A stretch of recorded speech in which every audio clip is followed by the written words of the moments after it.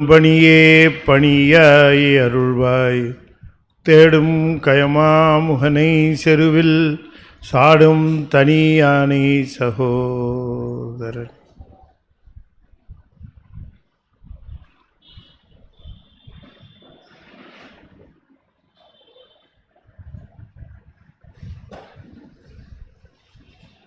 திருச்சிற்றம்பலம்.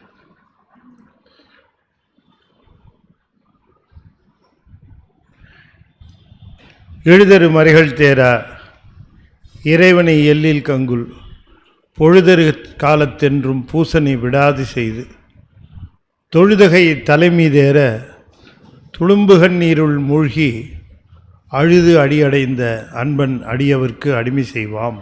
திருச்சிற்றம்பலம். தொல்லை இரும்பிறவி சூழும் தலை நீக்கி அல்லலறுத்து ஆனந்தமாக்கியதே எல்லை மறுவா நெறியளிக்கும் வாதவூரியங்கோன் திருவாசகம் என்னும் தேன். திருச்சிற்றம்பலம். தென்னாடுடைய சிவனே போற்றி, என் நாட்டவர்க்கும் இறைவா போற்றி, ஏகம்பத்துரை எந்தாய் போற்றி, பாகம் பெண்ணுரு ஆனாய் போற்றி, பராய்த்துறை மேவிய பரணே போற்றி, சிராப்பள்ளி மேவிய சிவனே போற்றி, அண்ணாமலையமன்னா போற்றி, கண்ணாரமுத கடலே போற்றி, காவாய் கனகத்திரளே போற்றி, கைலை மலையானே போற்றி போற்றி. வெற்றிவேல் முருகனுக்கு அரோகரா. திருச்சிற்றம்பலம்.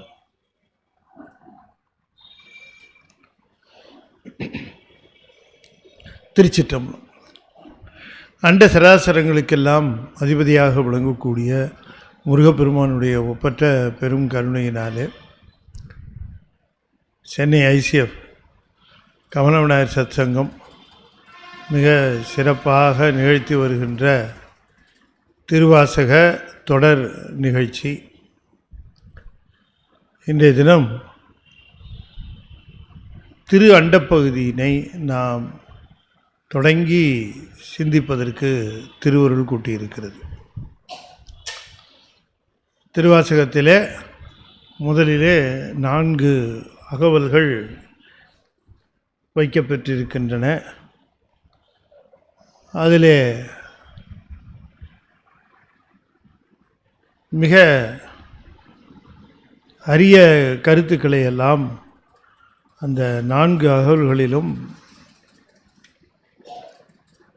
மணிவாசகப் பெருமான் நமக்கு அருளி செய்திருக்கின்றார் என்கிற அந்த பாங்கிலே நாம் அவற்றை சிவபுராணத்தையும் பிறகு தொடர்ந்து கீர்த்தி திரு அகவலையும் நாம் சிந்தித்தோம்.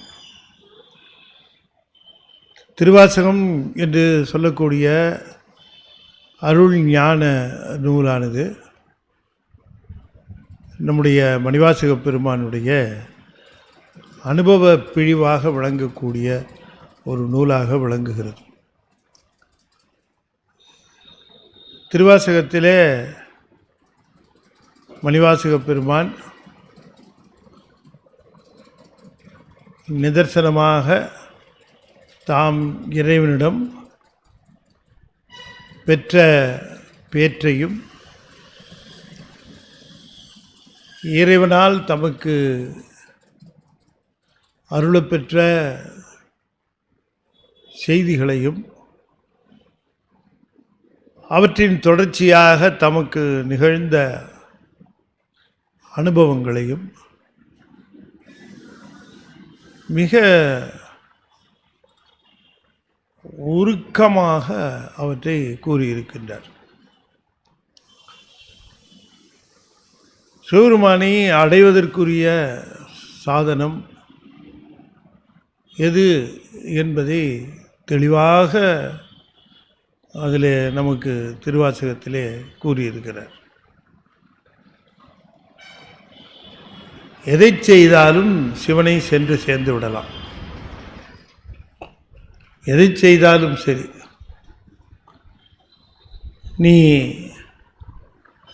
பூவை போட்டாலும் சரி, புகழ் மாலையை எடுத்து சொன்னாலும் சரி, அல்லது அவன் இருக்கக்கூடிய திருக்கோயில் சேர்ந்தாலும் சரி, அதை சூழ்ந்தாலும் சரி, அதற்கு தொண்டு செய்தாலும் சரி, எதை செய்தாலும் சிவபெருமானை நாம் சேர்ந்து விடலாம். ஒரே ஒரு நிபந்தனை,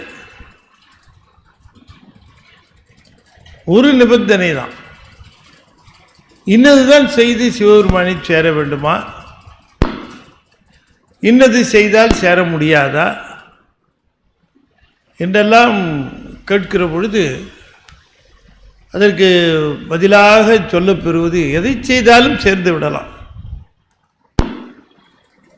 அதில் ஒன்றும் மாற்றம் கிடையாது. ஆனால் ஒரே ஒரு நிபந்தனை தான், எதை செய்தாலும் உங்களுக்கு பதில் தெரியும். எதை செய்தாலும் அதை அன்பாக மாற்றி செய்ய வேண்டும், அவ்வளவுதான்.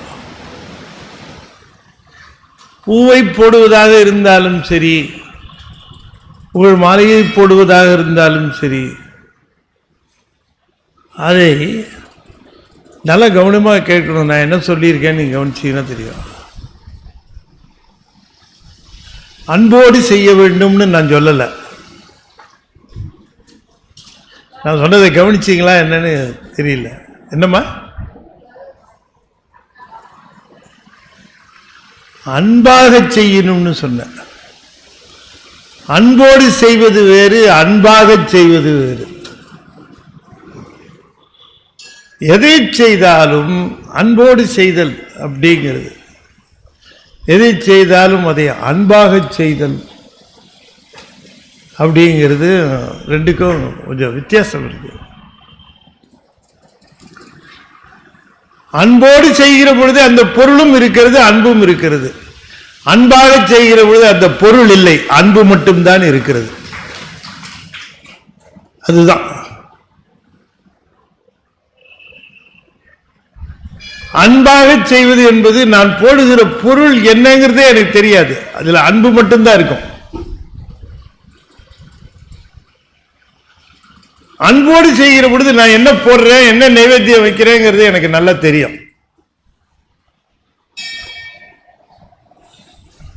அப்படி அன்பு நிலையே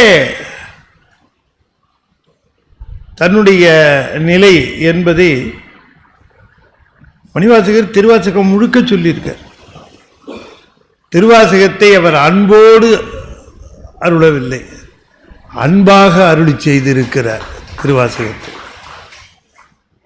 அதுதான் இங்க நாம அந்த அன்பின் நிலை, அவரளவுக்கு அந்த அன்பை காட்டுவதற்கு வல்லமை வேணும். வீரத்தை காட்டுவதற்கு வல்லமை வேண்டும் என்று சொல்வார்கள், அன்பை காட்டுவதற்கு கூட வல்லமை வேண்டும். அதனால்தான் ஒரு வீரத்தை ஒருத்தட்ட காட்டணும்னா வல்லமை இருந்தால் தானே காட்ட முடியும், இல்லையா? என்கிட்ட வீரம் இருக்கு, நான் காட்டுறதுக்கு ஒரு வல்லமை, அதுதானே வல்லமை. வீரத்தை காட்டுவதுதான் வல்லமை. ஆனால் சைவத்தில் அன்பை காட்டுவது வல்லமை, அதற்கு ஒரு வல்லமை வேண்டும். அதனாலதான் நீங்க திருமுறைகளை பார்க்கிற பொழுது ஞானசம்பந்த பெருமான் இன்வேரியபிளி பாடல் 10 வல்லார் பரலோகம் ஆண்டிருப்பாரே என்பர். எங்கேயுமே பாடல் 10 சொல்வார்னு இருக்காது, பாடல் 10 வல்லார்னு இருக்கும். அந்த வல்லாருங்கிற சொல்லுக்கு என்ன பொருள் அப்படின்னு கேட்கிற பொழுது அன்பை காட்டுவதற்குரிய வல்லமையோடு அர்த்தம். அன்பை காட்டுவதற்கு வல்லமை இருக்கும். கோழையா இருந்தா அன்பை காட்ட மாட்டான். அன்பு காட்டாதவர்கள் கோழைகள். அவர்கள் அன்பை காட்டுவதில்லை, மாறாக தம்முடைய வீரத்தை காட்டுவார்கள். உண்மையிலேயே பெரிய வீரம் எது என்று கேட்கிற பொழுது, புலனைந்தும் வென்றான் தன் வீரமே வீரம் நம்முடைய மறைகளிலே பேசப்பட்டிருக்கிறது. ஆகையினாலே திருவாசகம் முழுக்க அன்பு பயிற்சி கூடத்துக்கான நூல். பெருமானிடம் நாம் எப்படி அன்பு காட்ட வேண்டும், நான் அன்பு காட்டுகிறேன் என்பது கூட பிரஜை இல்லாமல் காட்டணும். நான் காட்டுகிறேன், அன்பு காட்டுகிறேன், பெருமான் மேல் எனக்கு மிக்க அன்பு இருக்கிறது என்பது கூட பிரஜை இல்லாமல் காட்டுவது, அன்பை காட்டுவது. அதுக்கு ஒரு வல்லமை வேணுமா இல்லையா? சின்னதாக ஒரு அன்பு காட்டுகிற பொழுதே நமக்கு நாம் அன்பு காட்டுகிறோம்னு நம்மை அறியாமல் நமக்கு ஒரு இருமாப்பு வந்துவிடும், தன்முனைப்பு வந்துவிடும். எம்போல ஈசனிடம் அன்பு காட்டுகிறவர்கள் யார் என்று எண்ணுவோம். என்னை போல அன்பு செய்யக்கூடியவர்கள் யாராக இருக்க முடியும்? என்னை போல எப்பொழுதுமே ஈசனை நினைத்து கொண்டு இருக்கிறவர்கள் யாராக இருக்க முடியும்? என் போல அன்பு செலுத்துகிறவர்கள் யாராக இருக்க முடியும்? அப்படித்தான் நாம் நினைப்போம். ஆனால் மணிவாசகர் ஒருத்தர் தான் சொல்றாரு, என் அன்பும் பொய்யின்னார். யானே பொய், என் நெஞ்சம் பொய், என் அன்பும் பொய்யினார். கொஞ்சம் அன்பு காட்டினாலே நம்மகிட்ட தன்முனைப்பு இல்லையா? ஒரு நாள் சாமிக்காக சாப்பிடாம இருந்துட்டோம்னா அப்போ நமக்கு ஒரு பெரிய சாமிக்கு என்னவோ பெரிய உபகாரம் பண்ண மாதிரி. சாமிக்கு நம்ம ஒரு நாள் விரதம் இருந்துட்டோம்னா, இன்னைக்கு வியாழக்கிழமை குருவுக்கு விரதம் அப்படின்னு இருக்கிறோம் வச்சுக்கோங்களேன், உதாரணத்துக்காக சொல்லுகிறேன்.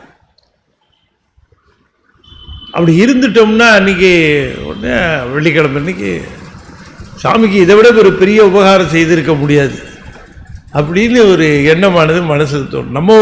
நம்ம விரதம் இருந்தால் சாமிக்கு என்ன உபகாரம், சாமிக்கு அதனால என்ன லாபம் இல்லையா? வீடும் ஞானமும் வேண்டுதிரில் விரதங்களால் வாடி ஞானம் என்னாவதும்னாரு ஞானசம்பந்தர். ஆகையினாலே இந்த ஒரு இடத்துல கூட மணிவாசகர் தெரிஞ்சு தெரியாமல் விரதத்தை பற்றியோ அல்லது வேறு கிரியை பற்றியோ பேசவே இல்லை. நம்ம ஆழமாக பார்த்தோம்னா அந்த நூலில் எங்கே பார்த்தாலும் புலம்பலாக இருக்குமே தவிர அதில் எங்கேயுமே ஒரு கிரியை பற்றி ஏதாவது ஒன்று இடத்துல சொல்லி இருக்கலாம் இவ்வளோ பெரிய நூலில். ஆனால் பெரும்பான்மை புலம்பலாகத்தான் இருக்கும். எனவே திருவாசகமே திருப்புலம்பல் தான், திருவாசகமே திருப்புலம்பல் தான். இந்த புலம்பல் என்பது பெருமானிடம் பெருமானை வேண்டி புலம்புகின்ற புலம்பல். இன்னும் நான் இந்த உலக பிரஜையில் இருக்கிறேனே, பிரஜை இல்லாமல் போகாமல் இன்னும் உலக பிரஜை இருக்கிறதே என்று அந்த புலம்பல். அப்படி ஒரு அற்புதமான திருப்புலம்பலாக விளங்குவது தான் திருவாசகம். அன்பு புலம்பல், அன்பினாலே விளைகின்ற புலம்பல் இல்லையா? அன்பினாலே விளைகின்ற புலம்பல். மனைவி கணவனிடம் புலம்புவாள் இல்லையா? புலம்புறது உண்டு. எப்போ பார்த்தாலும் உங்கள் வீட்டுக்கே செலவு பண்ணிகிட்டு இருக்கிறீங்க, நமக்கு 2 குழந்தை இருக்குது, அது எதிர்காலம் நீ நினைக்க வேணாமா, நீ இப்பயே செலவு பண்ணிகிட்டே இருந்தேன்னா என்ன ஆகுறது, 4 காசு சேர்த்து வைக்க வேண்டாமா அப்படின்னு இல்லையா? புலம்புறது இயற்கை. மனைவி கணவன்கிட்ட புலம்புவா. இதுதான் உதாரணம் சரியா இருக்கும். கணவன் மனைவிட்ட புலம்புறான்னு சொன்னா நீங்க எடுபடாது. உதாரணம் சரியா சொல்லணும், அப்பதான் எடுபடுமே தவிர நான் படிக்க மாற்றி சொன்னேன்னு வச்சுக்கோங்களேன், அவ்வளோ கிக்க. இப்படி சொன்னேன்னா உங்களுக்கு நல்லா, ஆமாம் சார் உண்மைதான், புலம்பல் தான் அப்படின்னு வரும். ஏன்னா கணவன் புலம்புவதில்லை, காரணம் புலம்பி ஒன்றும் ஆக போறது இல்லைன்னு தெரியும் இல்லையா? அப்படி இந்த திருப்புலம்பல் சிவத்திற்காக புலம்புதல், அப்படி சிவத்திற்காக புலம்பி தன்னுடைய அந்த அன்பை வெளிப்படுத்துகின்ற பாங்கு, புலம்புகிற பொழுது தன்னுடைய அன்பு முழுமையும் வெளியாகிறது. ஆனால் தன்னுடைய அன்பை வெளிப்படுத்துகிறோம்னே தெரில அவருக்கு. இதுதான் ரொம்ப ஒரு நுட்பம். சிவபெருமான் எவ்வளவு பெரியவர் என்று சொல்ல வருகிற மணிவாசகர் வேறு எவரும் சொல்ல முடியாத அளவிற்கு அவருடைய அந்த பெருமையை பேசுகிறார். இவ்வளவு பெரியவர் சிவபெருமான் அப்படிங்கிறத ஒரு ஒரு 10-12 வரியில் அவர் சொல்லுகிறார். 10-12 வரி தான் சொல்கிறார். இந்த 10-12 வரிகளில் அவர் வியக்கிற வியப்பு இருக்கிறதே, இந்த பெருமானுடைய பெருநிலை. பெருமானுடைய பெருநிலையை எண்ணுகிற பொழுதுதான் அவன் நமக்கு செய்கின்ற கருணையின் பெருநிலை புரியும். ஒருவர் நமக்கு உதவி செய்கிறார் என்று சொல்லுகிற பொழுது ரொம்ப தெளிவாக ரொம்ப அழகாக சொன்னார் நம்முடைய திருவள்ளுவர். சொன்னார், திருவள்ளுவரிடம் ஒருவர் போய் கேட்டார், ஒருவர் செய்கின்ற உதவியை எவ்வாறு அளப்பது அப்படின்னு கேட்டார். ஒருவர் உபகாரம் செய்கிறார், அந்த உதவி உபகாரத்தை எப்படி அளப்பது அப்படின்னு கேட்கிறார். அப்ப வள்ளுவர் சொல்லுகிறார், நீ கேட்ட கேள்வி ரொம்ப அருமையான கேள்விப்பா, இதுக்கு அப்படி உடனே பதில் சொல்ல முடியாது, எனக்கு கொஞ்சம் கால அவகாசம் கொண்டு சொல்றேங்கிறார். உபகாரம் செய்கின்றேன், இந்த உபகாரத்தினுடைய அளவு எவ்வளவு என்று எப்படி சொல்வது, ஒருவர் செய்யக்கூடிய உதவியை எவ்வாறு அளப்பது என்று கேட்கிற பொழுது அவர் சொல்லுகிறார், எனக்கு கொஞ்சம் டைம் கொடு, நான் யோசிச்சு சொல்றேன்ற திருவள்ளுவர். சரிங்க, அடுத்த வாரம் வரேன்ட்டு போயிட்டார் கேட்டவர். வள்ளுவர் போய் நிற்கிறார். அப்படி நிற்கிற பொழுது நல்ல கேள்வி கேட்டான். ஒருத்தர் செய்கிற உபகாரத்தை அளப்பதற்கு ஏதாவது கருவி இருக்கிறதா, எப்படி மெஷர் பண்றது, எப்படி அந்த உபகாரத்தை என்ன அளவுகளில், ஒரு செய்த உதவி எவ்வளவு என்று சொல்லுவதை எவ்வாறு அளப்பது, நல்ல கேள்வி கேட்டிருக்கிறான் என்று யோசிக்கிறார். யோசித்தவர் என்ன பண்ணார், நின்றுகிட்டே இருந்தார். ஒரு வெத்தலைபா கடை இருந்தது. சரி கொஞ்சம் ஒதுங்குவோம், பலமாக காற்றடிச்சு மழை வர மாதிரி இருக்கு, அதனால கொஞ்சம் கடப்பக்கம் ஒதுங்குவோமேன்னு ஒதுங்கினார். அப்படி ஒதுக்கி நிற்கிற பொழுது தூரக்க ஒரு மண்டபம், அங்க வாழை மரம் எல்லாம் கட்டி இருக்கு, தோரணெல்லாம் கட்டி இருக்கு, பெரிய விசேஷம் போல இருக்கு, சத்தம் எல்லாம் கேட்கிறது, மங்கள ஒலிகள் எல்லாம் கேட்கிறது. அங்கிருந்து அப்படி மக்கள் வருகிறார்கள். வந்தவர்ல ஒருத்தர் இந்த வெத்தலைபா கடையில் ஒதுங்கினார்.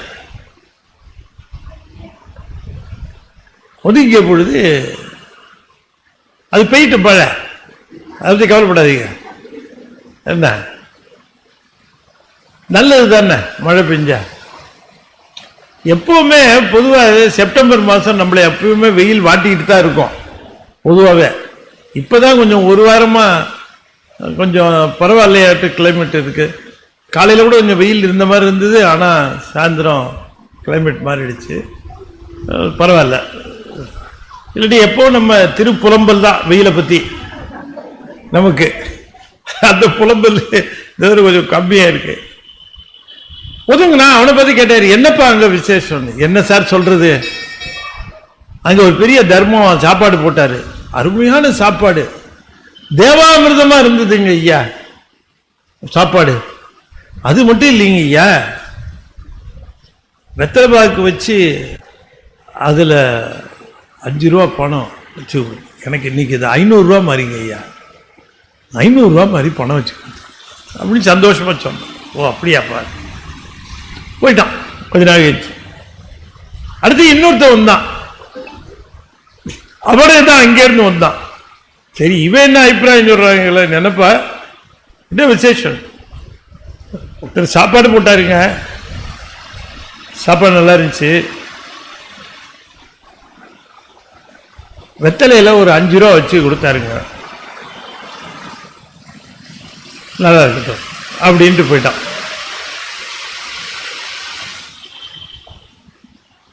சரின்ட்டு பொறுமையா இருந்தார். இன்னொருத்த வந்தான். அவனை பத்தி கேட்டார், என்னப்பா போயிட்டு வந்தியா, என்ன விசேஷம்? ஐயா சாப்பாடு போடுறான், சாப்பாடு என்ன பிசா சாப்பாடு, இதுக்கு பெருமை வேற, ஏதோ சாப்பாடு பிசா சாப்பாடு.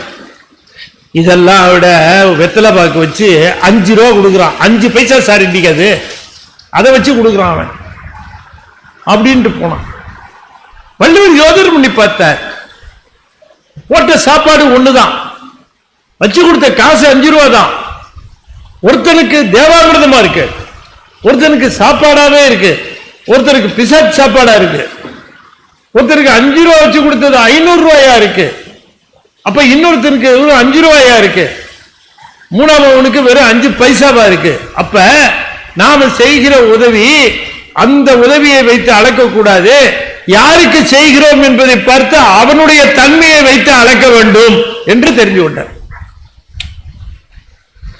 நீ செய்கிற உதவிய தகுதி உடையவனுக்கு செஞ்சேன்னா அந்த உதவி மிக பெருசு. எவனுக்கு கொடுக்கணுமோ அவனுக்கு கொடுத்தா அது பெருசு. தகுதி இல்லாதவனுக்கு கொடுத்தா அந்த உதவி அதே உதவிதான், இவனுக்கு செஞ்சதுக்கு பதிலாக அவனுக்கு செஞ்சிருந்தேன்னா மதிப்பு இல்லாம போயிருக்கும். இவனுக்கு செஞ்சதை இன்னொருத்தருக்கு செஞ்சிருந்தேன்னா அது ரொம்ப மதிப்பு அதிகமாக இருக்கும். அப்ப உதவியினுடைய அளவு செய்யப்படுகிற உதவியில இல்ல, செய்யப்படுகின்றவனுடைய தன்மையிலே விளங்குகிறது என்று சொன்னார். உதவி வரைத்தன்று உதவி, உதவி செய்யப்பட்டார் சால்பின் வரைத்து, உதவி செய்யப்பட்டார் சால்பின் வரைத்து.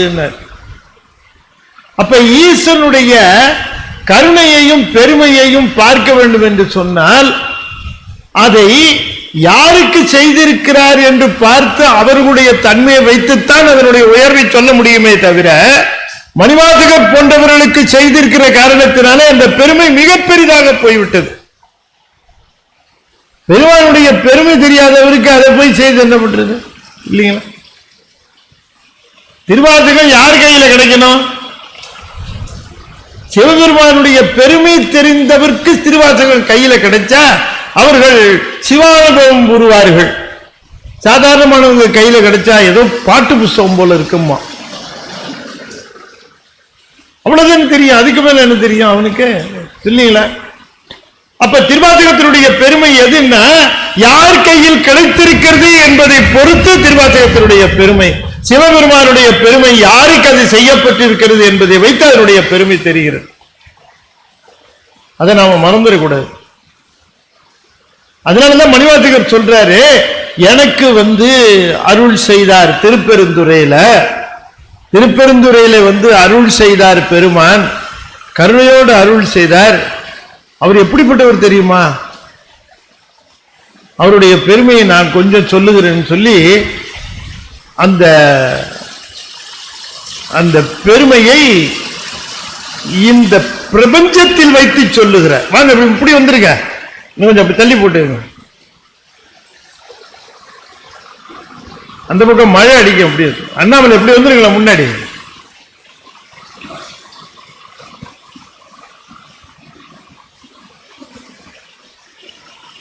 வாங்க உட்காருங்க, உட்காரு.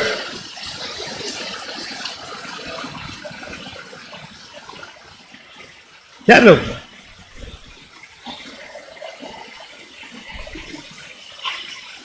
தள்ளி இருக்கிறவங்களை எல்லாம் கிட்ட கொண்டு வர்றது மழைதான்.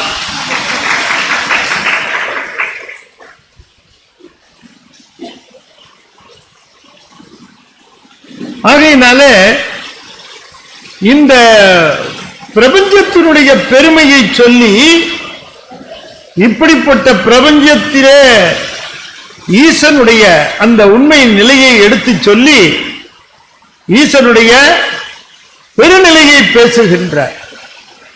நாம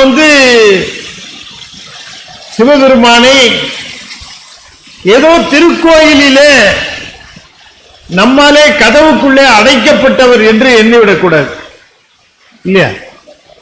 சாமியை ராத்திரி நம்ம தான் பத்திரமா பார்த்துக்கிட்டு இருக்கிறோம் கோயிலுக்குள்ள. இல்லைன்னா அவருக்கு யாராவது கண்ணப்ப நாயனார் என்ன நினைக்கிறாரு, ராத்திரி ஆனா சாமியை எந்த மிருகமாவது ஊர் செய்திருமோ, ஏதாவது அவருடைய பெருமையை காட்ட வேண்டும் என்று நினைக்கிற பொழுது நமக்கு ஏதாவது மிருகம் ஊர் செய்து விடுமோ என்று நினைக்கிற அளவுக்கு அவனுக்கு மனசு, குழந்தை மனசு. அதை காட்டணுங்கிறதுக்காகத்தான் கண்ணில் ரத்தம் வரவழைச்சார் அவரு சுவாமி. வேறு விதமாக காட்டாமல் அதை செய்து காட்டுகிறார். ஆகையினாலே பெருமானுடைய மிக பெரும் தன்மை, அளப்பெரும் தன்மை, அந்த அளப்பெரும் தன்மையை பற்றி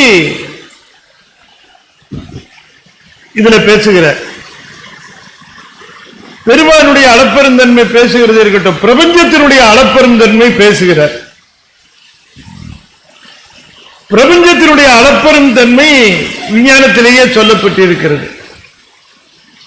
விஞ்ஞானத்திலே இந்த பிரபஞ்சமானது எப்படிப்பட்டது, அதனுடைய அளப்பெரும் தன்மை என்ன அப்படிங்கிறது விஞ்ஞானத்தில் சொல்லப்பட்டிருக்கிறது. பக்கம் பக்கமாக எழுதுவார்கள், பக்கம் பக்கமாக எழுதுவார்கள். பல நூல்கள் இருக்கின்றன. Let us know about your universe, about our universe அப்படின்னு ஒரு நூல். Let us know about our universe அப்படின்னு ஒரு நூல். The expanding universe அப்படின்னு ஒரு நூல். எல்லாம் பல நூல்கள் பிரபஞ்சத்தை பற்றி, அதனுடைய வாஸ்ட்னஸ், கிரேட்னஸ், இதை பற்றி பேசுகிற நூல்கள் இருக்கு. அவ்வளோ பெரிய நூல் எதுக்கு? மணிவாசகர் சொல்லுகிற திருவாசகத்தில் இருக்கக்கூடிய ஒரு 5-6 வரி போதும். அந்த புத்தகத்தில் இருக்கக்கூடிய கருத்துக்களை எல்லாம் மிக அற்புதமாக சுருக்கி நம்முடைய கருத்துக்கு விருந்தாக படைக்கிறார் சுவாமி. பல விஞ்ஞான உண்மைகளை சொல்லுகிறார். அவர் சொல்லுகிற அந்த விஞ்ஞான உண்மைகள் எல்லாம் மணிவாசகர் காலம் 3ஆம் நூற்றாண்டு, 2ஆம் நூற்றாண்டு என்றெல்லாம் மரமலடிகள் போன்றவர்கள் சொல்லுகிறார்கள். இன்னும் சில ஆராய்ச்சியாளர்கள் 9ஆம் நூற்றாண்டு என்றெல்லாம் சொல்லுகிறார்கள். எந்த நூற்றாண்டாக இருந்தாலும் இந்த பெருமான் சொல்லுகிற இந்த செய்திகள், பல செய்திகள் சமீப காலத்திலே தான் வானவெளியிலே காணப்பெற்று அவையெல்லாம் பேசப்பெறுகின்றன. அதை ரொம்ப தெளிவாக சுவாமி பேசுகிறார். அப்ப இது விஞ்ஞானத்தினுடைய பெருமை பேசுவதாக நாம கருதிவிடக்கூடாது. திருவாசகம் விஞ்ஞானத்தினுடைய பெருமை பேச வந்த நூல் அல்ல. அந்த விஞ்ஞானத்தினுடைய தலைவனாக இருக்கக்கூடிய சிவபெருமானுடைய பெருமை பேச வந்த நூல் தான் திருவாசகம். ஆகையினாலே அந்த ஒரு அடிப்படையில மணிவாசகர் என்ன சொல்லுகிறார் என்பதை நாம திருஅண்ட பகுதியில நாம சிந்திக்கிறோம். சிவனது தூல சூக்குமத்தை வியந்தது என்று இதற்கு உட்குறிப்பு சொல்லி இருக்கிறார்கள். இந்த உட்குறிப்பினுடைய நுட்பம் என்னன்னு நம்ம பின்னால பார்க்கலாம். அந்த பகுதியின் உண்டை பிறக்கம் அளப்பெரும் தன்மை வளப்பெரும் காட்சி ஒன்றனுக்கு ஒன்று நின்ற எழில் பகரின் 100 கோடியின் மேற்பட விரிந்தன இல்நுழை கதிரின் துண்ணனுப்புடைய சிறியாக பெரியோன் தெரியின் வேதியன் தொகையோடு மாலவன் மிகுதியும் தோற்றமும் சிறப்பும் ஈற்றொடு புணரிய மாப்பேர் ஊழியும் நீக்கமும் நிலையும் சூக்கமொடு தூலத்து சூரை மாறுதத்து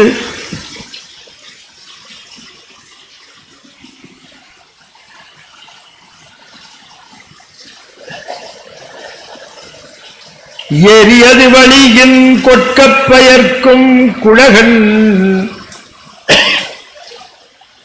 முழுவதும் படைப்போன் படைக்கும் பழையோன் படைத்தவை காப்போன் காக்கும் கடவுள் காப்பவை காப்போன் காப்பவை கரப்போன் கரப்பவை கருதா கருத்துடை கடவுள்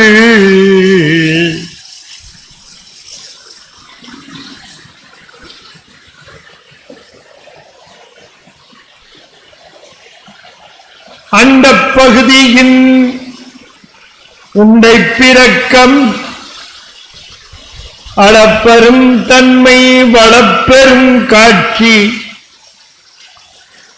ஒன்றனுக்கு ஒன்று நின்ற எழில் பகரின் 100 கோடியின் மேற்பட விரிந்தன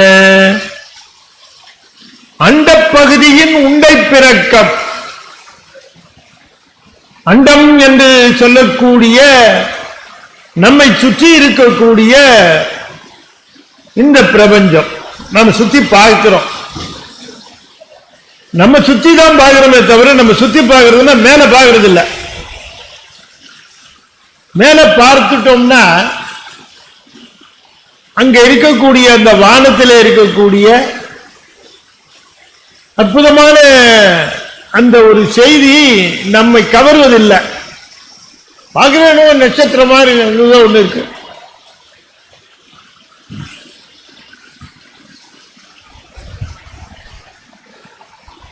அதுல ஏதாவது ஒண்ணு விழுற மாதிரி பார்த்துட்டோம்னா போச்சு. ஐயோ ஞாபக சக்தி போயிடுன்னு சொல்லுவாங்களே அப்படின்னு அதுக்கு ஏதாவது பரிகாரம் உண்டா அப்படின்னு கேட்டு அதை செய்யறது இல்லையா? அது ஏதோ உழுது அதை தலையெழுத்து அத்தை பார்த்துட்டு பாத்தியா தொலைஞ்சது உன் ஞாபக சக்தி அப்படின்னு கிளப்பி விட்ட உடனே ஐயோ அதுக்கு என்ன பண்றது உட்கார்ந்து ஏந்தி ஒரு 10 தடவை இன்னும் எதையாவது வாய்க்கு வந்து சொல்றது. அந்த அண்டங்களை பார்த்தோமா, அந்த அண்டத்துல என்ன இருக்கு அற்புதங்கள் பார்த்திருக்கோமா, திரும்பி பார்த்திருக்கோமா? அந்த அண்டத்தை சுற்றி பார்க்கிற பொழுது எத்தனை விதமான கிரகங்கள் நட்சத்திரங்கள் எத்தனை எத்தனை சுழன்று கொண்டு இருக்கின்றன என்று பார்க்க சொல்லுகிறார். கொஞ்சம் பாரு, உன்னை சுத்தி பாருன்னா கொஞ்சம் மேலேயும் பாரு, நீ கொஞ்சம் மேல பாரு. மேல பாருன்னு சொன்னதுக்கு காரணம் நம்ம எந்த இடத்துல இருந்தாலும் நமக்கு மேலதான் தெரியும். கீழே இருக்கிறவனும் மேலதான் பார்ப்பான். ஆனா அவன் கீழே நினைக்க கூடாது, அவனுக்கு மேலதான் பார்க்கிறான். அப்படி நம்மை இந்த பூமியை சுற்றி இருக்கக்கூடிய பகுதியை பாருங்கள் என்று சொல்லுகிறார் மணிவாசக பெருமான். அதுல இருக்கிற எல்லாமே எப்படி இருக்குன்னு பாத்தியா, வாட்ஷேப் அப்படின்னு கேட்கிறார். எல்லாமே உருண்டை உருண்டையா இருக்கு. எல்லாமே எல்லாமே உருண்டைத்தன்மை உடையனவாக இருக்கின்றன. அண்டம்னாலே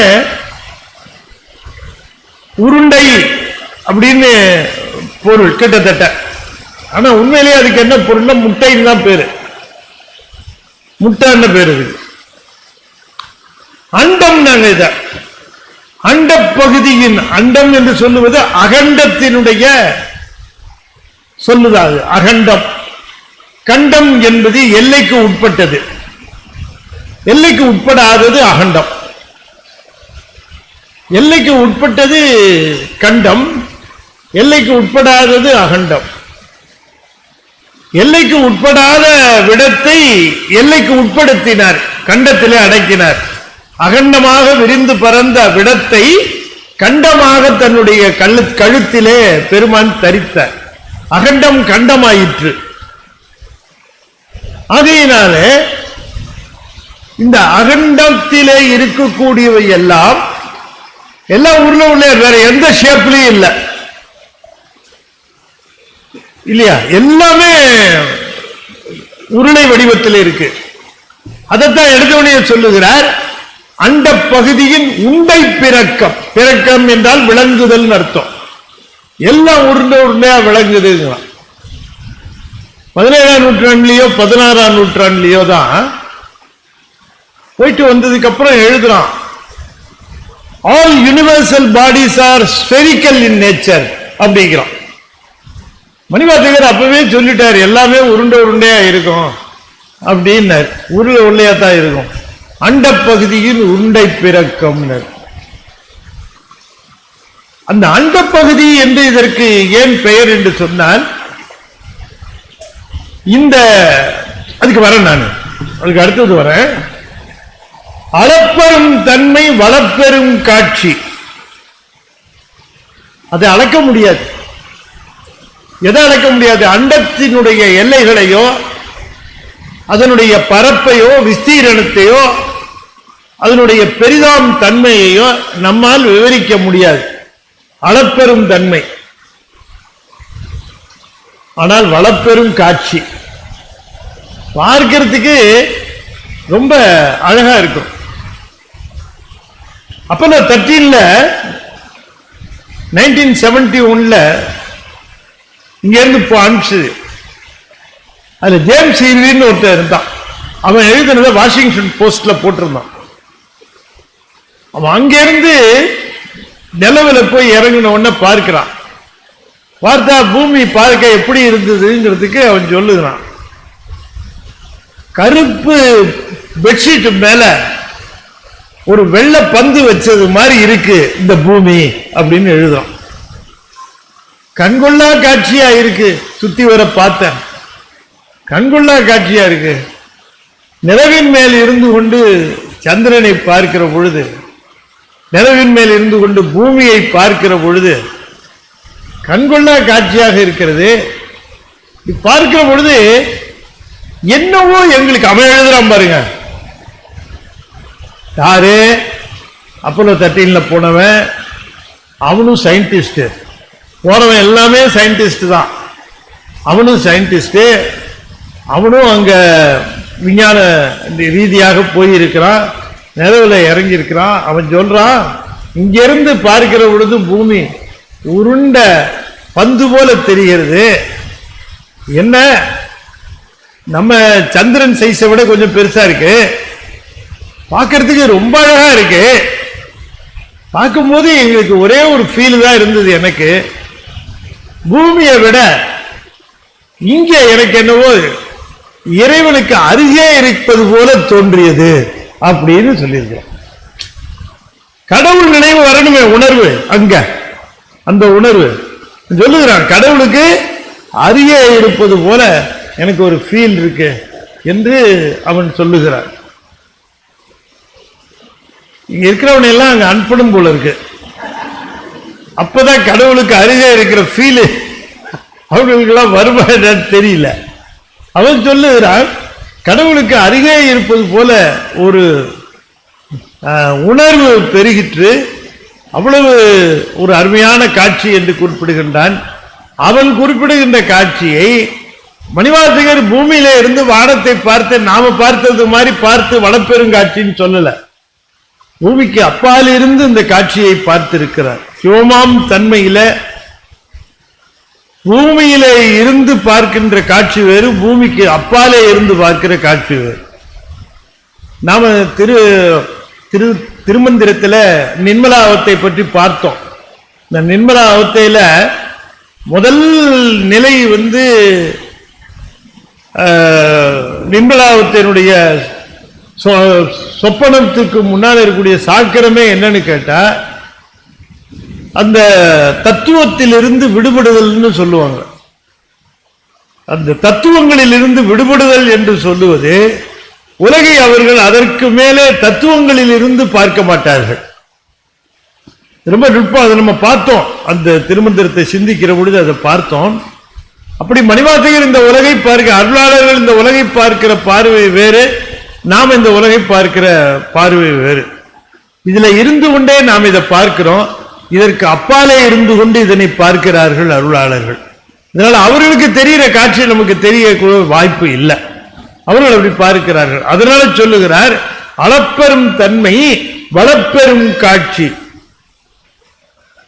யோசிக்கிறாரு, மேல எல்லாமே இருக்கு, எல்லாம் சுத்துது, ஒண்ணுக்கு ஒண்ணு சுத்திட்டு வருது, எவ்வளவு இருக்குன்னு கணக்கே இல்லை.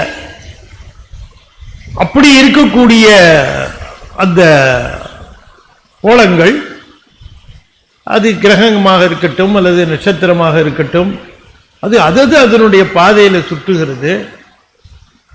அவை ஒன்று செலுத்தாமல், ஒன்றும் செலுத்தாமல் அவை எவ்வாறு செல்கின்றது? எதுவும் செலுத்தல. இப்ப பூமி கூட ஸ்பின் ஆகுது. ஸ்பின் ஆகுறதுன்னா ஏதாவது செலுத்தணுமா இல்லையா? இல்லையா? ஏதாவது பம்பரம் கூட சுற்றினா தானே சுத்தம், விசை தீர்ந்தால் நிற்கும். இந்த விசையில தானே அது சுத்தணும். அது சுத்திக்கிட்டே இருக்க, அது எப்படி சுற்றுகிறது அப்படின்னு ஒரு கேள்வி. இங்க ரெண்டு இருக்கு, இது இப்படி இப்படி சுத்திக்கிட்டு வருது, இப்படி சுத்துது. இப்படிலாம் ஒரே இடத்துல இப்படி சுத்தல, அதுதான் ரொம்ப வியப்பு. எப்படின்னு கேட்டீங்கன்னா, இது இப்படி இப்படி சுத்தம். இப்ப சூரியனே கூட எடுத்துங்க, நான் சொல்றது ஒரு விஞ்ஞான ரீதியாக உண்மைகளை சொல்லுகிறேன். சூரியன் எந்த பக்கம் உதிக்கும்? எந்த பக்கம் உதிக்கும் அப்படின்னு பொதுவா சொல்லிடுறோம். ஆனால் கிழக்குல ஒரே இடத்துல உதிப்பதில்லை. கிழக்குன்னா அது ஒரே இடத்துல உதிக்கிறது இல்லை, அது மாறி மாறி உதிக்குது. இப்படி இப்படி போயிட்டு திரும்ப இப்படி வரும், அப்படி வரும், அந்த மாதிரி. அதே போல மேற்கிலையும் ஒரே இடத்துல மறையறது இல்லை, செட் ஆகிறது. இப்படி இப்படி ஒரு இடத்துல இப்படி, அடுத்தது இப்படி, அடுத்தது இப்படி, அடுத்தது இப்படி, அப்படின்னு செட் ஆகும். அதனால இப்படி மாறி மாறி அந்த சூரியன் செட் ஆகிறது. என்ன காரணம்னு கேட்டா, சூரியன் எப்போ ஒரே இடத்துல தான் இருக்கு, தன்னைத்தானே சுற்றி கொண்டு. பூமி அந்த மாதிரி சுத்துது, அது நீங்க தெரிந்து கொள்ள வேண்டும். இன்னும் சொல்ல போனா, சூரியன் எழுவதோ மறைவதோ இல்லை, இல்லையா? இது டெக்னிக்கலா தெரியும். பூமி தான் சுத்துது. அப்படி சுத்துகிற பொழுது, அது சுற்றி முடிக்கிற பொழுது சூரியனை விட்டு விலகுகிறது. விலகுகிற பொழுது அது மேற்கே மறைகிறதுன்னு சொல்லுகிறோம். திரும்பவும் சூரியனுக்கு அருகே வருகிறது, கிழக்கே வருகிறது என்று சொல்லுகிறோம், இல்லைங்களா?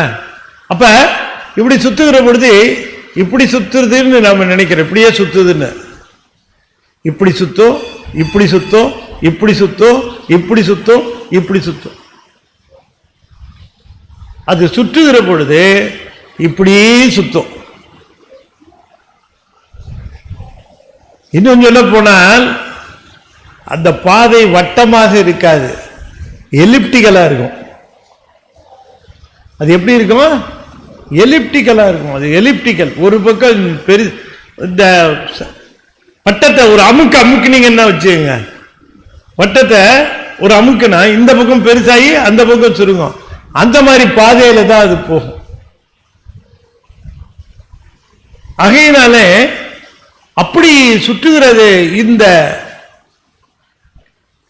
கிரகங்களோ இவையோ சுற்றுகின்றனவே, இது எப்படி சுற்றுகிறது அப்படின்னு கேட்கிற பொழுது அதுக்கு சொல்றாரு, அதுக்கு இருக்கக்கூடிய ஆகர்ஷண சக்தி இருக்கு. ஆகர்ஷண சக்தி அதை விளக்குகிறான் விஞ்ஞானி. எப்படி அது சுத்துகிறதுன்னா, இது இதை பிடிச்சி இழுக்குது, அதை இது இழுக்குது, ஒன்றை ஒன்று இழுத்து கொள்ளுகிறது. இதுக்கு மியூச்சுவல் ஃபோர்ஸ்னு பேரு. மியூச்சுவல், இது இழுக்குது, அதுவும் பதிலுக்கு இழுக்குது. இப்ப நீங்க ஒருத்தர் இழுக்கிறீங்க, அவரு உங்களை இழுக்கிறாரு. நீங்க ரெண்டு பேரும் எதை நம்ம எங்க இருப்பீங்கன்னு கேட்டா ஒரே இடத்துல இருப்பீங்க. அதாவது இழுக்கிறது கரெக்டா இருந்தா, அவர் ஜாஸ்தி வேகமா இழுத்தா அவர் பக்கம் போயிடுவீங்க, இவர் ஜாஸ்தி இழுத்தா இவர் பக்கம் அவர் வந்துடுவார். அப்படி இல்லாம ரெண்டு பேரும் ஒரே இடத்துலயே நிக்கிறீங்கன்னா என்ன அர்த்தம்? ரெண்டு பேரும் ஈக்குவலா இழுத்துட்டு இருக்கிறீங்க. அப்ப இது ரெண்டும் ஒண்ணுக்கு ஒண்ணு மோதாம ஒரே தூரத்துல இருக்குன்னா, இது எவ்வளவு தூரம் இழுக்குதோ அதே தூரத்துல இது இழுக்குது. இழுக்கிறது பெருசுல, இழுத்துக்கிட்டே சுத்துது, இழுத்துக்கிட்டே சுத்துது. சுத்தும் போது அது தூரத்தை கணக்கு பண்ணி எந்த தூரத்தில் இருந்தா கிட்டக்க போயிட முடியாத பிடிக்கும். உதாரணத்துக்கு சொல்லுகிறேன், இந்த சந்திரன் இந்த பூமியை சுத்தி கொண்டு இருக்கிறது, சூரியனை சுற்றி கொண்டு இருக்கிறது நம்ம பூமி இல்லைங்களா? விஞ்ஞான வகுப்புல உட்கார்ந்துருக்க மாதிரி இருக்கா? திருவாசகம் மாதிரியே இல்லையே. பூமிய சந்திரன் சுத்துது, பூமி சூரியனை சுத்துது, ஒண்ணு சுத்துது, வேகமா சுத்திக்கிட்டு இருக்கு. பூமி சூரியனை சுத்துகிற பொழுது ஒரு வியப்பு என்னன்னா, தன்னைத்தானே சுற்றி கொண்டே சுத்துது. இதெல்லாம் எப்படி வச்சாரு? ஒண்ணு பூமி சுத்தலாம், அது தன்னையும் சுற்றி கொண்டு பூமியையும் சுற்றுகிறது. தன்னையே சுற்றுகிற இந்த பூமிய சந்திரன் சுற்றுகிறது. இப்படி சுத்திக்கிட்டே இருக்க, தலை சுத்தல எங்கேயாவது ஒண்ணுக்கு ஒண்ணு மோதி இருக்க வேண்டாம். யோசனை பண்ணி பாருங்க, எங்கேயாவது ஒண்ணுக்கு ஒண்ணு மோதுதா? மோதல. அதே தூரத்துல அப்படியே. இது எவ்வளவு பெரிய வியப்பு என்று சொல்லுகிறார். அண்ட பகுதியில் உண்டை பிறக்கம், அளப்பெரும் தன்மை, வளப்பெரும் காட்சி, ஒன்றனுக்கு ஒன்று நின்ற எழில் பகரில், ஒன்றனுக்கு மியூச்சுவல் போர்ஸ்ங்கிறார். இதை விஞ்ஞானம் சொல்லிச்சு, மணிவாசகர் அசால்ட்டா சொல்லிட்டு போனார். மியூச்சுவல், ஒன்றனுக்கு ஒன்று நின்ற எழில்னர். ஒன்றனுக்கு ஒன்று நின்ற விசைன்னு சொல்லல, என்ன சொன்னாரு? அழகியா, சிவபெருமானுடைய அழகு அது.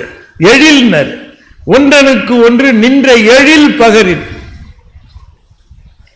இது மாதிரி எத்தனை இருக்குன்னு கேட்ட, 101 கோடியின் மேற்பட விரிந்தன. 101 கோடின்னு சும்மா பேருக்கு சொன்னார். ஆனா கணக்கில்லாத அண்டங்கள், ஒரு அண்டம் இல்ல, கணக்கில்லாத அண்டங்கள். அண்டங்கள்ல பல ஸ்டார்ஸ், பல பிளானட்ஸ் இதெல்லாம் இருக்கு. இவை ஒரு இந்த மாதிரி அண்டங்கள் பல இருக்கு. உதாரணம் சொல்லுகிறேன், இந்த அரங்கில் இருக்கக்கூடியவர்கள் அன்பர்கள் எல்லாம் இங்கே கூடியிருக்கிறார்கள். இப்ப இது பலரும் கூடியிருக்கக்கூடிய இந்த ஹால் ஒரு அண்டம் அப்படின்னு வச்சுக்கோங்க. இது போலவே பல ஹால் இருக்குன்னு வச்சுக்கோங்க. அப்ப இது போலவே பல அண்டங்கள் இருக்கு, பல ஹால்ஸ் இருக்கு இங்க. புரியுதுங்களா? எங்க? சென்னையிலேயே ஐசிஎஃப்ல ஒன்று இருக்கு, ஐநாவரத்தில் ஒன்று இருக்கு, அதுக்கப்புறம் அண்ணா நகர்ல ஒன்று இருக்கு. இப்படி பல ஹால்ஸ் இருக்கு. ஹாலுக்குள்ள பலர் இருக்கிறார்கள், பல ஹால்ஸ் இருக்கு. பல ஹால், பல கூடங்கள் இருக்கக்கூடிய சென்னையை போலவே பல ஊர்கள் இருக்கின்றன. சென்னை, செங்கல்பட்டு, திருச்சி, சேலம் அப்படின்னு எடுத்துக்கங்க. அங்க பல ஹால் இருக்கு, பல ஹால்ல பல மக்கள் இருக்கிறார்கள். நீங்க புரிஞ்சுக்கிறதுக்காக சொல்லுகிறேன். இப்படி விரிகிறது. 101 கோடியின் மேற்பட விரிந்தன, ஒன்றனுக்கு ஒன்று நின்ற எழில் பகரின் 101 கோடியின் மேற்பட விரிந்தன. விரிந்தன பார்த்தீங்களா? அதுதான் இருக்கிறதுலயே. ஒவ்வொரு காலத்திலும் ஒவ்வொரு நாளைக்கும் புதிது புதிதாக கிரகங்கள், புதிது புதிதாக கேலக்சிஸ் கண்டுபிடிக்கப்படுகின்றன. காரணம், பிக் பேங்ல வெடிச்ச உடனேயே அது இன்னும் விரிந்து கொண்டே இருக்கிறது என்று எக்ஸ்பேண்டிங் யூனிவர்ஸுங்கிறதுல சொல்லுகிறான், பிரபஞ்சம் விரிந்து கொண்டே இருக்கிறதுன்னு. அதனால தான் இந்த இடத்தை விரிந்தனாரு. 101 கோடியின் மேற்பட, 101 கோடின்னு சொன்னா நான் 101 கோடின்னு சொல்லிட்டேனேன்னு கணக்க நினைக்காத, விரிந்தனார். அது விரிந்து கொண்டே போகிறது. ஒன்றனுக்கு ஒன்று நின்ற எழில் பகரின் 101 கோடியின் மேற்பட விரிந்தன. நூற்றுக்கணக்கான அண்டங்கள், ஆயிரக்கணக்கான அண்டங்கள். அந்த அண்டங்களிலே பல்வேறு விதமான பூமியை போன்ற பல கிரகங்கள், பல நட்சத்திரங்கள் அவை சுற்றி கொண்டு இருக்கின்றன. இது மாதிரி பல அண்டங்கள் இருக்கின்றன. அப்ப இந்த பிரபஞ்சத்தினுடைய பெருசை என்னன்னு சொல்றது? அப்படின்னா அதுக்கு உதாரணம் சொல்றேன்னு ஒரு உதாரணம் சொல்ற. அவர் சொல்லுகிற ஒரு உதாரணத்தை முதல்ல பார்க்கறதுக்கு முன்னாடி இன்றைய விஞ்ஞானத்தில் என்ன உதாரணம் சொல்லிக்கிறான் அப்படின்னு பார்ப்போம். ஒரு உதாரணம் சொல்றான். அதாவது அவன் உதாரணம் எழுதுகிற பொழுது, உலகத்திலேயே மிகப்பெரிய ரயில்வே ஸ்டேஷன் வாட்டர்லூர் ரயில்வே ஸ்டேஷன். அவன் சொல்லுகிற இது, உலகத்திலேயே மிகப்பெரிய ரயில்வே ஸ்டேஷனு வாட்டர்லூர் ரயில்வே ஸ்டேஷன். அந்த வாட்டர்லூர் ரயில்வே ஸ்டேஷன்ல இருக்கிற அத்தனை பேரையும் வெளியேற்றி, அத்தனை ஒரு காக்கா கிடையாது, எல்லாரையும் வெளியேற்றியாச்சு கம்ப்ளீட்டா. வாட்டர்லூர் ஸ்டேஷன் எம்டியா இருக்கு. இந்த பக்கம் பிரபஞ்சம், இந்த அண்டங்கள்லாம் இருக்கக்கூடிய மிகப்பெரிய பல அண்டங்களை கொண்டு இருக்கக்கூடிய வானவெளி, இதுல பல அண்டங்கள் இருக்கக்கூடிய வானவெளி. இந்த வானவெளியையும் வாட்டர்லூர் ரயில்வே ஸ்டேஷன் எடுத்துக்கிறோம். வாட்டர்லூர் ரயில்வே ஸ்டேஷன்ல மக்கள், வானவெளியில அண்டங்கள், வானவெளியில அண்டங்கள், வானவெளியில இருக்கக்கூடிய அண்டங்களை வாட்டர்லூர் ரயில்வே ஸ்டேஷன்ல இருக்கக்கூடிய மக்களாக ரெண்டையும் கம்பேர் பண்றார். புரியுது ஓரளவுக்கு அவர் சொல்றது? இப்ப என்ன சொல்றான், வாட்டர்லூர் ரயில்வே ஸ்டேஷன்ல இருந்து எல்லாரையும் வெளியேற்றியாச்சு, ஒரே ஒரு புள்ளி தான் இருக்கு, ஒரே ஒரு புள்ளி தான் இருக்கு. ரெண்டையும் கம்பேர் பண்ணுங்கிறான். பிரபஞ்சத்துல இந்த மாதிரி பிரபஞ்சம் இருக்கக்கூடிய மிகப்பெரிய யூனிவர்ஸ், நான் ரொம்ப ட்ரை பண்றேன் உங்களுக்கு அது புரிய வச்சிடணும்ட்டு. மிகப்பெரிய அண்டங்களை கொண்டிருக்கக்கூடிய வானவெளி, இதுதான் பரவெளி. அந்த வெளியில இருக்கக்கூடிய அண்டங்கள், வெளியில இருக்கக்கூடிய அண்டங்கள், வாட்டர்லூர் ரயில்வே ஸ்டேஷன்ல இருக்கக்கூடிய மக்கள், ரெண்டையும் கம்பேர் பண்றோம். வாட்டர்லூர் ரயில்வே ஸ்டேஷன்ல இப்ப யாராவது இருக்கிறாங்களா? ஒரே ஒரு புள்ளியை மட்டும் நடுவில் வச்சுட்டு வந்துட்டான். ட்ரெயின் கூட கிடையாது, அங்க ஒரு புள்ளி வச்சுட்டு வந்துட்டான். ரெண்டையும் கம்பேர் பண்ணி பார்க்கலாம். வாட்டர்லூர் ரயில்வே ஸ்டேஷன்ல ஒரே ஒரு புள்ளி இருக்கு, வானவெளியிலே பரவெளியிலே இந்த அண்டங்கள் இருக்கின்றன, பல அண்டங்கள் சேர்ந்த அவை இருக்கின்றன. ரெண்டையும் ஒத்து பார்க்கிறான். ஒத்து பார்த்த உடனே Waterloo railway station is heavily crowded அப்படின்னு சொல்லணுமா? நீங்க நைட்டு போய் உட்கார்ந்து இதை கொஞ்சம் யோசனை பண்ணி பாருங்க.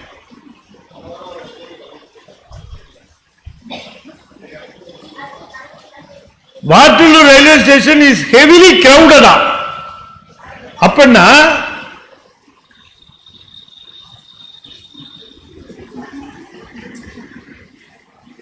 உனக்கு என்னடா தெரியும்?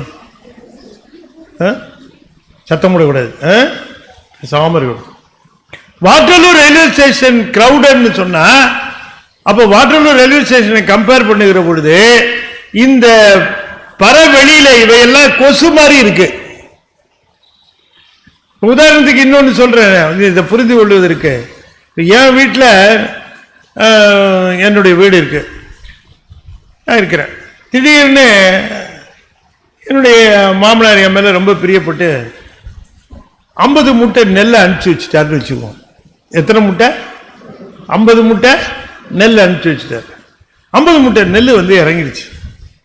என் வீட்டுக்குள்ள 50 மூட்டை நெல் இருக்கு. நான் 50 மூட்டை நெல்லை வச்சுக்கிட்டு எப்படி வீட்டில் என்னால் இருக்க முடியும்? எப்படி இருக்கும்? திரும்பினா இடிக்கும் மூட்டை, இந்த பக்கம் போனா மூட்டை இருக்கும் என் வீட்டில். அப்போ நான் உடனே மணிவாசக ஐயாட்ட கேட்டேன். மணிவாசக ஐயா சொன்னார், ஸ்பெஷல் பர்மிஷன் வாங்கி கொடுக்குறேன், நம்ம ஐசிஎஃப்ல கொண்டு வந்து அதை போட்டுருங்க 50 மூட்டையும் அப்புறமா பார்த்துக்கலாம் என்ன செய்யலான்ட்டு, நீங்கள் வீட்டில் கஷ்டப்படாதீங்க. உடனே 50 மூட்டையும் கொண்டு வந்து இந்த ஐசிஎஃப்ல போட்டேன். 50 மூட்டை என் வீட்டில் இருந்தப்போ எப்படி இருந்தது, 50 மூட்டையை ஐசிஎஃப்ல போட்ட உடனே நான் வந்து மணிவாசன் ஐயா கேட்குறேன், எங்கெங்கய்யா நெல் மூட்டை அப்படின்னு கேட்டேன். இங்கே தான் இருக்கு பின்னால் பார்த்தா கொசுர் மாதிரி அடிக்க வச்சுட்டாரு 50 மூட்டை. பின்பக்கம் வெளியிலேருந்து வரவங்களுக்கே தெரியல. இப்போ புரியுதா உங்களுக்கு? 50 மூட்டை எனக்கு வேணா பெருசா இருக்கலாம், ஆனால் ஐசிஎஃப்க்கு சிறுசு. அதுபோல அண்டங்கள் போன்ற இருக்கிறது பூமியில் இருக்கக்கூடிய எனக்கு வேணா பெருசா இருக்கலாம், ஆனா சிவபெருமானுக்கு அவனுடைய பரந்த பரவெளிக்கு அவையெல்லாம், புரியுதுங்களா, அவனுடைய பரவெளியில அதெல்லாம் நெல்லு மூட்டை ஐசிஎஃப்ல போட்ட மாதிரி அங்கங்க இருக்கான். புரியுதுங்களா உங்களுக்கு? இதை சொல்லுகிறேன். இதுக்கு இவர் என்ன உதாரணம் சொல்லுகிறார் பார்ப்போம். யாரு? மணிவாசகர் சொல்றார். மணிவாசகர் ரொம்ப பிராக்டிக்கலா ஒரு உதாரணம் சொல்லுகிறார். என்ன உதாரணம் சொல்லலாம்னு யோசனை பண்ணிக்கிட்டே இருந்திருப்பார் போல இருக்கு. நம்ம மாதிரி தூங்குறவரா தூங்கவும் மாட்டார். இரவு முழுக்க யோசனை பண்ணிட்டு இருக்காரு, வானவெளியை பார்க்கிறார். இதுக்கு என்ன உதாரணத்தை சொல்றது? இவ்வளவு பெரிய பிரபஞ்சம், இதையே நம்ம பெருசுங்கிறோம், இது போல பல வச்சு கொண்டு இருக்கிறாரு, இது எப்படி என்னுடைய பெருசை எப்படி சொல்றதுன்னு பார்த்தார். சரின்னு சொல்லிட்டு குளிர ஆரம்பிச்சது. உள்ள போய் உட்காந்து யோசனை பண்ணுவோன்ட்டு அப்படியா தன்னுடைய இல்லத்துக்குள்ள வந்தார். வந்து ஒரு அறையில் உட்கார்ந்துக்கிட்டார். அறையில் உட்கார்ந்து விட்டு யோசிக்கிறார், திரும்பவும் யோசிக்கிறார். விடிய அது ராத்திரி முழுக்க யோசிச்சு அடுத்த நாள் விடிஞ்சிருச்சு. விடிஞ்சவனே அப்படியே பார்க்கிறார். விடிஞ்சுதா இல்லையான்னு கூட தெரியல, கதவு ஜன்னல்கள் எல்லாம் சாத்தப்பட்டு இருக்கின்றன. ஆனா விடிஞ்சிருச்சுன்னு தெரிஞ்சவனுக்கு எப்படி தெரிஞ்சதுன்னா, ஜன்னல்ல இருக்கக்கூடிய ஒரு சின்ன ஸ்லிட்டு, ஒரு ஓட்ட வழியா ஒரு என்ன வந்தது, சூரியனுடைய கதிர் வந்தது. ஆனா விடிஞ்சிருச்சு போல இருக்கேன்னு அந்த கதிரை பார்த்தார். அந்த சன்னமா அந்த கதிர்ல பார்த்தா நூற்றுக்கணக்கில் ஆயிரக்கணக்கில் துகள்கள் தூசுகள் பறக்கிறது பார்த்து இல்லையா, பார்த்தது. அடடடா, இந்த துகள்கள் வேற எதுவும் இல்லை, சிவபெருமானுடைய பரவெளியில திரிகின்ற அண்டங்கள் தான் இவை அப்படின்னார். உங்களுக்கு இந்நுழை கதிரின் இந்நுழை வீட்டிற்குள்ளே நுழைகின்ற கதிரின் ஒளியின் கற்றையில துண்ணணு புறைய நெருங்கி இருக்கக்கூடிய அணுக்கள் இருக்க அந்த துகள்கள் அவற்றைப் போல இந்நுழை கதிரின் துண்ணணு புறைய சிறிய ஆக பெரியோன். அப்ப இவ்வளவு பெரிய அண்டங்கள் எல்லாம் சிறுசா போச்சான். இது சிறுசா போனதுனால எனக்கு ஒண்ணு தெரிஞ்சது, அவன் எவ்வளவு பெரியவன் தெரிஞ்சதுன்னார். இவை சிறிதானதுனால அவன் எவ்வளவு பெரியவன் என்று தெரியும். சிறிய ஆக பெரியோன்னார்.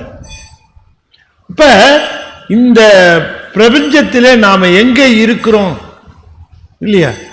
நான் வேடிக்கை சொல்லுவேன், இங்கேயும் கூட சொல்லியிருக்கேன்னு நினைக்கிறேன். ஒரு குழந்தை அவங்க ஊர்லேயே பெரிய பங்களா, அவங்க பங்களா தான். அந்த பங்களாவில் இருக்கக்கூடிய பொழுது அந்த குழந்தை என்ன பண்ணிச்சு, ஒரு மேப்பை எடுத்துக்கிட்டு போய் அவங்க தாத்தா கிட்ட, அது உலக மேப்பு எடுத்துக்கிட்டு போய் தாத்தாட்ட, தாத்தா இங்கே பாருங்க, என்னடா இது அட்லஸா, உலக வரைபடம் தாத்தா. அப்படியா தாத்தா, இந்த உலக வரைபடத்தில் நம்ம இந்தியா எங்கே இருக்கு தாத்தா அப்படின்னு. அப்படி பார்த்து, இதாண்டா நம்ம இந்தியா அப்படின்னாரு. அதுவா தாத்தா, இதான் இந்தியாவா? இந்த இந்தியாவில் நம்ம தமிழ்நாடு எங்க தாத்தா? அவர் தேட ஆரம்பிச்சு இந்த பாரு, இங்க இருக்கு பாரு தமிழ்நாடு, இதுதான் இந்த பே ஆஃப் பெங்கால் பக்கத்தில் கீழே இங்க இதான். அப்படி இல்லை தாத்தா, தாத்தா இந்த தமிழ்நாட்டில் நம்ம ஊர் எங்க தாத்தா? நம்ம ஊர் எங்க தாத்தா? நம்ம ஊரா? நம்ம ஊரை போடுவானா இல்லையான்னு தெரியாது, இது தேடி பார்க்குறேன்.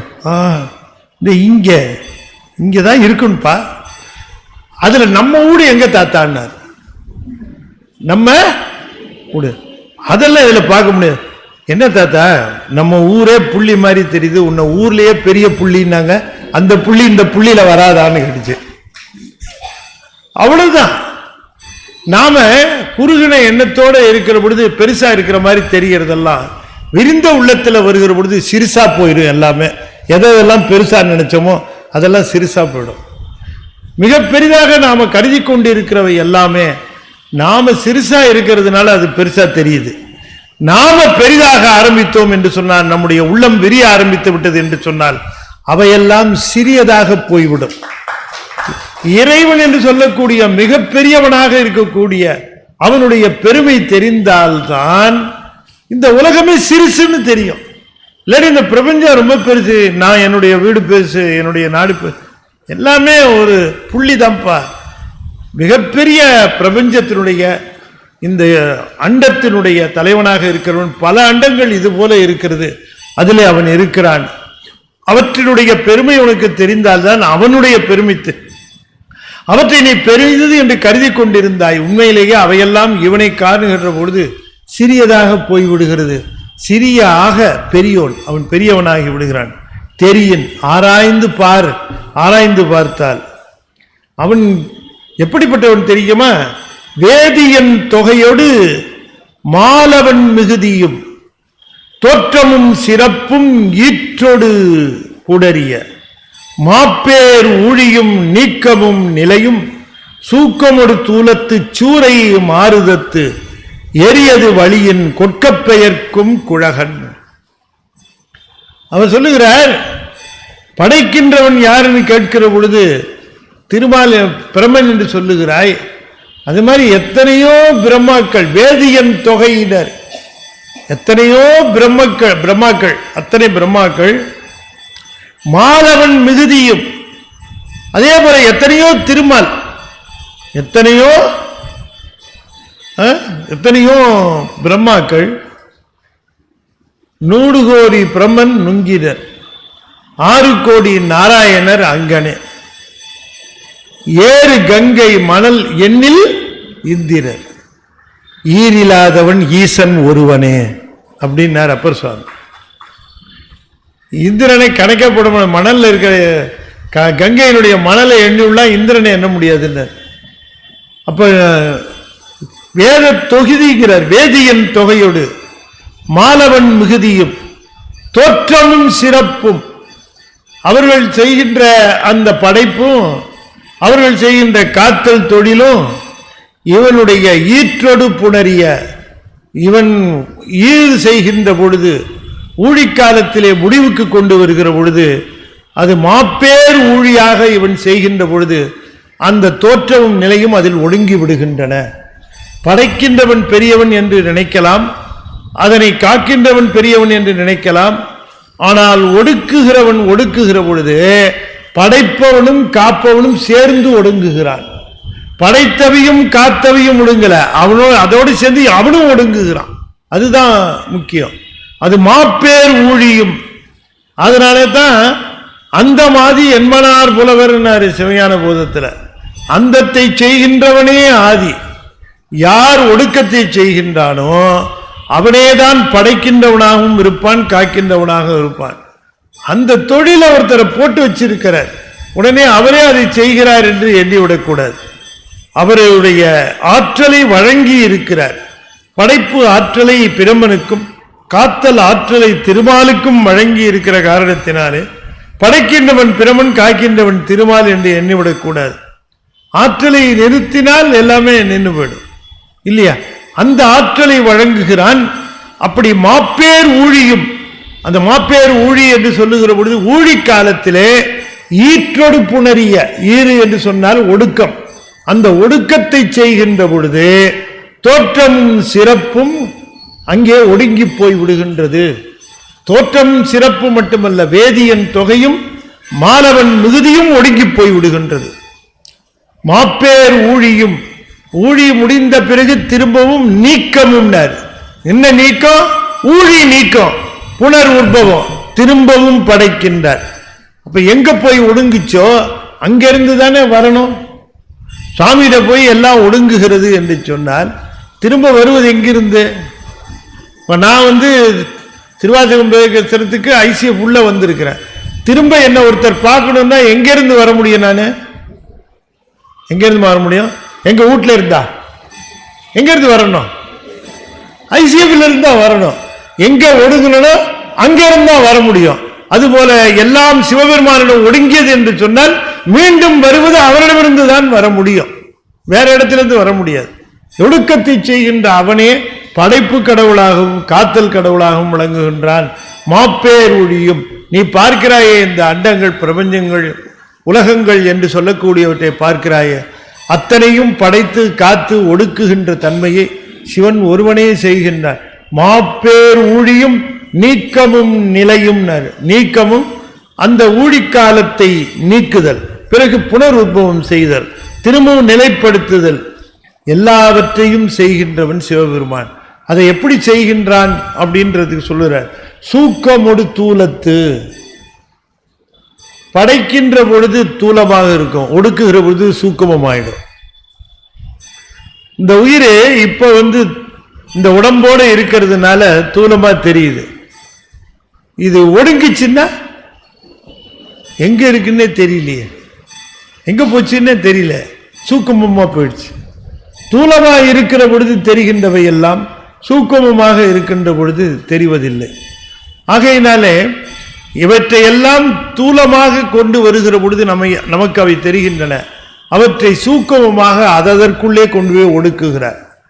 இந்த உடலை கொண்டு போய் பஞ்சபூதங்களிலும், பஞ்சபூதங்களை தன்மாத்திரைகளிலும், தன்மாத்திரைகளை எல்லாம் கொண்டு போய் பிரகிருதி மாயையிலும், பிரகிருதி மாயையை அசுத்த மாயையிலும், அசுத்த மாயையை சுத்த மாயையிலும், சுத்த மாயையை சக்தியிலும், சக்தியை சிவத்திலுமாக ஒடுக்கி மாப்பேர் ஒளி செய்கின்றவன் சிவபெருமான் ஒருவன் தான் என்று குறிப்பிடுகின்றார். மாப்பேர் ஊழியும் நீக்கமும் நிலையும் சூக்கமொடு தூலத்து. இது எப்படி செய்கின்றான் அதுதான் அழகா சொல்லுகிறார். சூரை மாறுதத்து எரியது வழியின் கொற்க பெயர்க்கும் குழகன் அப்படின்னார்.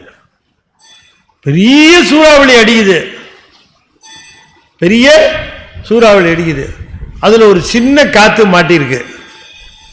அந்த பெரிய சூறாவளியில அந்த சிறு காற்று மாற்றுவது போல மிகப்பெரிய படைப்பு காத்தல் ஒடுக்குதல் என்ற மிகப்பெரிய சூறாவளியாக சுழற்றி சுழற்றி அடிக்கிறான். அதுதான் அவன் ஆடுகிற திருக்கூத்தாக சொல்லப்படுகிறது. அதுல அங்கங்க படைத்தல், அங்கங்க காத்தல், அங்கங்கே ஒடுக்கம் என்பது நிகழ்ந்து கொண்டே இருக்கிறது. நமக்கு இது ரொம்ப நாள் ஆற மாதிரி தெரிகிறது. இல்லை, அவன் வேகமாக ஆடிக்கொண்டு இருக்கிறான், வேகமாக தோண்டி வேகமாக ஒடுங்கி வேகமாக மீண்டும் புனருற்பமாகி அவனுடைய காலக்கணக்கின்படி இவையெல்லாம் நாம் இதை ரொம்ப நாளாக இதை பிளான் பண்ணுறோம். ஆனால் அவனுக்கு இதெல்லாம் நொடிப்பொழுது. ஆகையினாலே அத்தனையும் அவன் செய்வது எப்படி என்று கேட்டால், சூறாவளியில் ஒரு சிறு காற்று மாற்றி இருப்பது போல இந்த மிகப்பெரிய அண்டங்களினுடைய படைப்பு காத்தல் தொழில இந்த பூமி ஆகிய பிரபஞ்சம் என்கிற சிறு காற்றும் மெதுவாக சுற்றி கொண்டு இருக்கிறது. பிரபஞ்ச சூறாவளியில சிறு காற்று மாற்றினால் எப்படி சுழலுமோ அது போல இந்த பூமியானது சுழன்று கொண்டு இருக்கிறது என்று குறிப்பிடுகின்றார். இதனை செய்கின்றவன் யார் என்று கேட்டால் குழகன். எவ்வளவு நாளா செய்கிறார்? ரொம்ப நாளா செய்கிறார். வயசானவராக இருப்பாரோ? குழகன். இருக்கிறதுலே ரொம்ப இளமையானவர் அவர் தான். வேலை செஞ்சா வயசாகிறது நமக்கு மட்டும்தான், சிவபெருமானுக்கு இல்லை. கொற்க பெயர்க்கும் குழகன். கொற்கன்னா சுழற்றுதல். ஆகையினாலே அப்படி சுழன்று ஆடுகின்றவனாக பெருமானை காட்டுகிற அந்த நிலையை கொற்க பெயர்க்கும் குழகன் என்று சொல்லுகிறார் என்று சொல்லி இந்த 12 வரிகளோடு நாம் இன்றைய தினம் நிறைவு செய்கிறோம். மிக அற்புதமாக வருகின்ற பகுதிகள் இருக்கின்றன. இந்த திருவண்ட பகுதியை நிறைவு செய்கிற பொழுது ஒரு அற்புதமான செய்தியை சொல்லியிருப்பார். அதனை வியக்காதவர்களே இல்லை. அப்படிப்பட்ட செய்தியை இந்த திருவண்ட பகுதியிலே சொல்லுவார். அங்கே இன்னும் பல கருத்துக்கள். திருவண்ட பகுதி ஒரு அற்புதமான பகுதி. அந்த பகுதியை நாம் சிந்திப்பதற்கு திருவருள் கூட்டியிருக்கிறது. மீண்டும் வருகிற வியாழக்கிழமை நாம் இங்கே சந்திப்போம். தொடர்ந்து திருவண்ட பகுதியை சிந்திப்போம். வியாழக்கிழமைன்னா நம்ம ஐசிஎஃப்ல திருவாசகம்னு வச்சுக்கோங்க. Unless otherwise it is notified. இல்லை, நிச்சயமாக எப்பொழுதுமே வியாழக்கிழமைக்கு நமக்கு திருவாசகம் உண்டு. தொடர்ந்து நாம் சிந்திப்போம். இந்த தடவை ஒரு எக்ஸ்ட்ராவாக ஒரு சனிக்கிழமையும் நாம் வரத்துக்கு வாய்ப்பு இருக்குது. அது 23ஆம் தேதி சனிக்கிழமை. அது இப்போவே சொல்லிட்டா 23ஆம் தேதி மட்டும் வரலான்னு நினச்சிருவீங்க. அதனால தான் அடுத்த வாரம், இன்றைக்கு தேதி 10, தேதி என்ன, 7, இன்னைக்கு 7, அதனால் 14ஆம் தேதி அன்றைக்கி நாம் திரும்பவும் சந்திப்போம். பிறகு வியாழந்தோறும் நாம் சந்தித்து சிந்திப்போம். ஒரு அறிவிப்பு செய்யலாமாங்க ஐயா? செய்யலான்னு சொல்லிட்டார் மணிவாசக ஐயா. அதாவது ஒரு சிறப்பு அப்பர் விழா இங்கே நிகழ இருக்கிறது நம்முடைய ஐசிஎஃப்ல, தமிழோட சன்சைடு. அதில் 30ஆம் தேதி அன்னைக்கு, செப்டம்பர் 30 சனிக்கிழமை அன்று காலை தொடங்கி மாலை வரை அந்த நிகழ்ச்சி இருக்கிறது.